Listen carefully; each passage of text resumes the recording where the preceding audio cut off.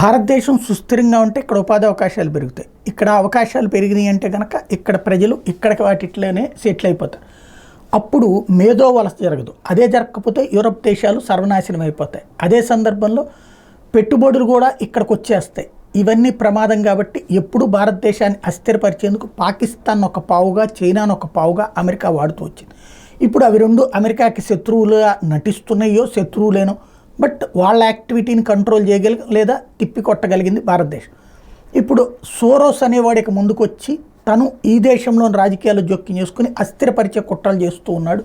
ప్రధానంగా అదొకటి కనబడుతోంది. వీడు ఏం చేస్తున్నాడు, ఈ దేశంలో ఉన్నటువంటి డిజిటల్ మీడియాని పట్టుకుని వాళ్ళ చేతన నెగిటివ్ స్టోరీలు రాయిస్తూ, అట్లాగే కొన్ని స్వచ్ఛంద సంస్థల్ని ప్రోత్సహిస్తూ వాళ్ళ ద్వారా భారత్కి వ్యతిరేకంగా స్టోరీల్ని అంతర్జాతీయ సమాజానికి, అంతర్జాతీయ మీడియాకి పంపించేలా చేయటం, అట్లాగే ఐక్యరాజ్య సమితి ద్వారా పెట్టించడం, ఇట్లాంటి వాటిలో ప్రాబ్లమేటిక్గా ఉన్నటువంటి దేశాలకి పెట్టుబడిదారులు రారన్నమాట.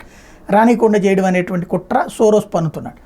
ఇదంతా ఒక ఎత్తు. ఇప్పుడు చివరికి ఈ న్యూస్ తరహా ఏజెన్సీలకి తీవ్రవాదం కూడా అంటిందా. ఎందుకంటే తాజాగా చూస్తే న్యూస్ క్లిక్కి సంబంధించి ఫౌండర్ ఇప్పుడు టెర్రర్ ఫండింగ్ కిందన బుక్ అయ్యాడు. 8,000 పేజీల ఛార్జ్షీట్ వేశారు. Abhisar Sharma also worked in NewsClick. Prabir Purkayastha is being investigated under UAPA as per Delhi police.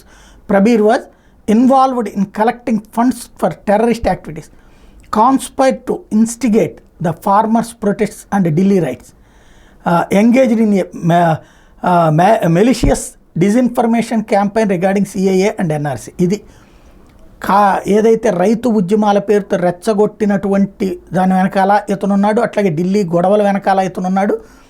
ఇతనికి డబ్బులు 8,000 కోట్ల రూపాయలు విదేశాల నుండి వచ్చినాయి.